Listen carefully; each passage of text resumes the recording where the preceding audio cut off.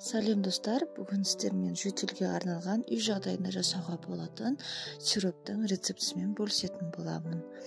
Алдағы видеоларымды көру үшін лайк басып, комментарий қалдырып, каналыма тіркелуді ұмытпаңыз.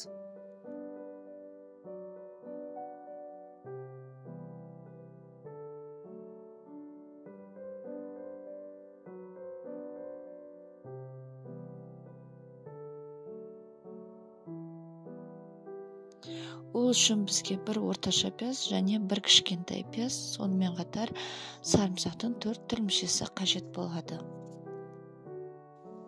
Пиязымызды видеода көрсетілгендей етіп, ұсақтап тураймыз.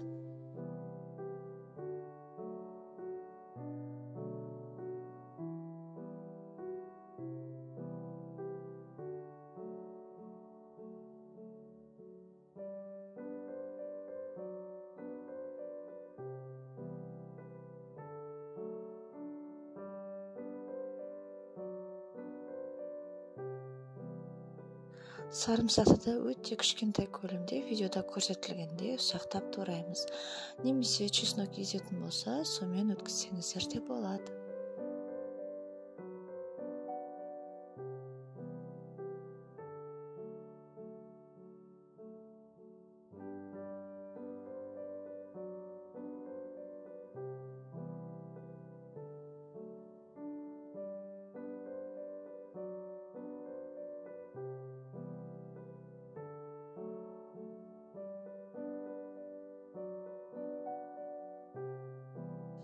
Енді осының барлығын бір ыдысқа салып, бетіне 4 шай қасық бал саламыз.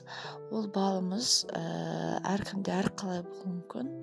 Бастысы салған балымыз осы массаның бетін жауып тұру қажет. 3-4 сағатқа бетін нығыздап жауып, қойып қойғаннан кейін осы пияз бен сарымсақтың шырыны бөлінетін болады. Бізге сол шырыны қажет негізі. Жөтелдің өзі 2 түрге бөлінеді: құрғақ және дымқыл жөтел, сухой және влажный жөтел деп жатамыз. Біздің бұл шырынымыз қақақты түсіруге арналған, қақақты түсіруді жеңілдетеді.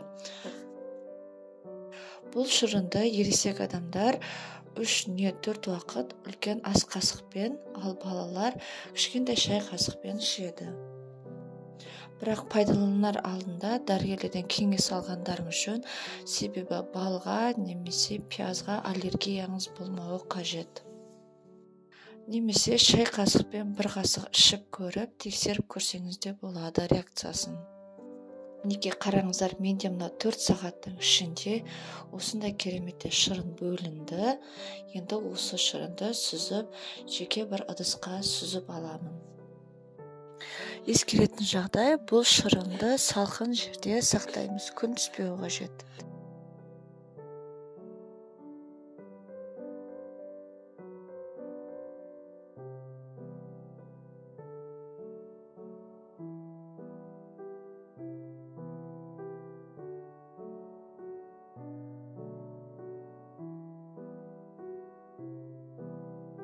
Дәрі-дәрмек, антибиотик ішкенше осындай үй жағдайында зиянсыз шырынды жасап ішіп көріңіздер.